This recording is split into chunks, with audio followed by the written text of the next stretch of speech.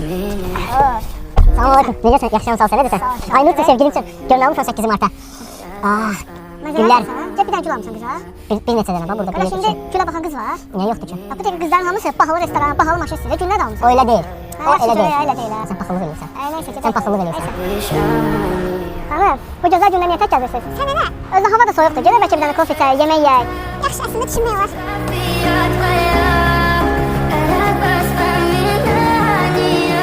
Gəlin bəlkə yeməkdən sonra gedək, əyləncəmizi davam etdirək. Olur əslində, amma gəl biz onu sabaha saxlayaq. Mən bu günlərim Padurqamın yanına gedəcəm. Bu Padurqam Friday-nin burgerlərini çox sevir. Valla bu sənin. Görüşərik onda. Sağ ol, hələlik, sağ ol.